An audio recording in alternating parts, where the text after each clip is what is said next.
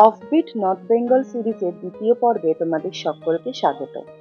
আগের ভিডিওতে তোমাদের দেখিয়েছি কবে কিভাবে আমরা কলকাতা থেকে ঋষভ এসেছি। সেই ভিডিওটা যদি এখনো না দেখে থাকো তাহলে ডেসক্রিপশনে আমি লিংক দিয়ে দেবো, দেখে নিও। আজকের ভিডিওতে তোমাদের সাথে শেয়ার করব ঋষভ এসে সেকেন্ড দিন আমরা কোথায় কোথায় ঘুরতে গেছি। মানে তোমরা যদি ঋষভ আসো তাহলে এখানকার লোকাল সাইট সিন কি কি আছে। এই ভিডিওটা যদি ভালো লাগে তো অবশ্যই লাইক, কমেন্ট আর শেয়ার করে দিও, আর আমাদের চ্যানেলটাকে সাবস্ক্রাইব করে দিও। তো চলো এবার শুরু করা যাক। Hello friends, welcome from Rishabh. আজকে 2 মে আর আজকে আমাদের ট্রিপের ডে 2। আজকে আমরা ঋষভের আশেপাশে যে লোকাল সাইট সিনগুলো আছে, যেমন Neora valley national park, Nokdara lake, Lava monastery, সেগুলোতেই যাচ্ছি। কিন্তু নোকদারা লেক যাওয়ার পথে একটা জাপানিজ টেম্পল পড়ে, তো ফার্স্টে আমরা সেখানেই নামবো, তারপর বাদবাকি সাইট সিনগুলো করবো। ঘুরতে যখন এসছি তখন সাইট সিনে তো যাবোই, কিন্তু একটা কথায় আছে না, the journey is more beautiful than the destination. এই রাস্তাগুলো কিন্তু কোনো অংশেই কোনো সাইট সিনের থেকে কম নয়। সফরের আসল রোমাঞ্চ লুকিয়ে থাকে পথের প্রতিটি বাঁকে। রাস্তা যেন কবিতার মতো বয়ে চলেছে, একদিকে গভীর জঙ্গল তো অন্যদিকে খাদ, আর মাঝখানের এই সরু রাস্তা। ক্যামেরার লেন্স কখনোই এই রাস্তার অপরূপ সৌন্দর্যকে জাস্টিফাই করতে পারবে না।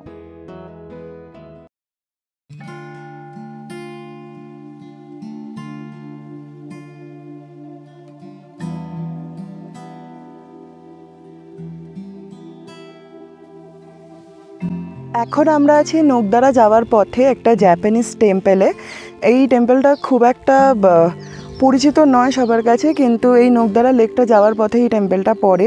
কিন্তু এখন ভেতরটা বন্ধ আছে, তাই চারপাশটাই ঘুরে দেখছি, তোমাদেরকে সেটাই দেখাচ্ছি। তো বেশ সুন্দর টেম্পলটা। এই মন্দিরটির স্থাপত্য যতটা সুন্দর, ঠিক ততটাই সুন্দর এখানকার পরিবেশ। এখানে আসলে এক নিমেষেই তোমাদের মন ভালো হয়ে যাবে। চারিদিকে সবুজ পাহাড় আর মেঘে ঢাকা আকাশ, ঠিক তার মাঝখানেই দাঁড়িয়ে রয়েছে এক শান্ত নিস্তব্ধ প্রার্থনা স্থান।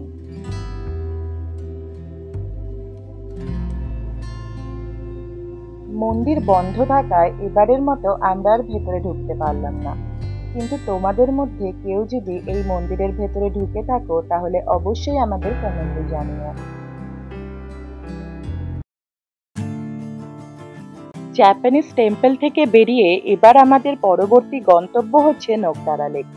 এখান থেকে নোকদারা লেকের দূরত্ব খুব একটা বেশি না হলেও রাস্তার অবস্থা খুবই শোচনীয়, সেটার প্রমাণও এই ভিডিওতেই তোমাদের দেব।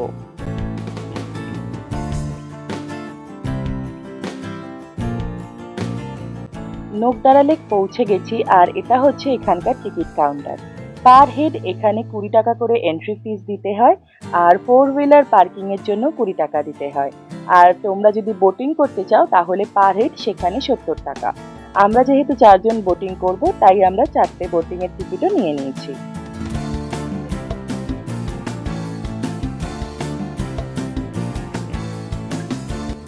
যারা ঋষভে আসে তাদের কাছে এই জায়গাটা খুব একটা পপুলার না হলেও জায়গাটা কিন্তু বেশ সুন্দর, আর অনেকটা বড় এরিয়া নিয়ে আছে এই জায়গাটা। আমরা যেহেতু বোটিং করব তাই ওই দিকটা দিয়ে বোটিং শুরু হবে, সেখানটাই যাচ্ছি। কিন্তু আকাশে এরকম মেঘ করে এসছে, বাট ঠিক আছে, টিকিট যেহেতু কেটেছি তাই দেখা যাক কি হয়। ওইদিকে মা আর বাবা বসেছে, আর এইদিকে দাদা আর আমি প্যাডেল করছিলাম। বেশ মজা লাগছিল বোটিং করতে, বাট তারপরেই আসলো আসল টুইস্ট। এমন মুষলধারায় বৃষ্টি শুরু হলো, আমরা সবাই ভিজে তো গেছিলামই, সাথে সাথে প্রায় 1.5 থেকে 2 ঘন্টা আমরা ওই একই জায়গায় আটকে ছিলাম। ছোটবেলা থেকে বহুবার পাহাড়ে এসেছি, কিন্তু পাহাড়ের এই রকম রূপ আজ অব্দি কখনো দেখিনি। পাহাড়ি বৃষ্টি যে কতটা ভয়ঙ্কর হতে পারে সেটা আমরা সেই দিন জেনেছিলাম। তার উপর আমাদের কাছে ছিল একটা মাত্র ছাতা, তো বৃষ্টিটা একটু কমাতে ওই একটা ছাতার ভরসাতেই আমরা তাড়াতাড়ি গাড়িতে উঠে পড়েছিলাম, যাতে এবার এখান থেকে বেরোতে পারি। কেননা প্রায় 2 ঘন্টার মতো আমরা এই একটা জায়গাতেই আটকে ছিলাম। আজ সকালটা শুরু হয়েছিল একরাশ আশার আলো নিয়ে, নতুন নতুন জায়গা দেখার স্বপ্ন নিয়ে। কিন্তু প্রকৃতির না একটা নিজস্ব নিয়ম আছে, সবকিছু এক মুহূর্তেই বদলে দিল এই মেঘভাঙা বৃষ্টি। আজকের দিনটা শুধুমাত্র একটা অসমাপ্ত অধ্যায় হয়েই রয়ে গেল। একরাশ হতাশা আর মন খারাপ নিয়ে এবার আমাদের ফিরতে হবে হোমস্টেতে। আশা রাখছি আজকে যে জায়গাগুলোয় যেতে পারলাম না, কালকে সেই জায়গাগুলোয় যেতে পারবো। আর যদি যেতে পারি তো অবশ্যই তোমাদের সাথে শেয়ার করব। সবাই ভালো থেকো, সুস্থ থেকো। দেখা হচ্ছে পরের ভিডিওতে। টাটা।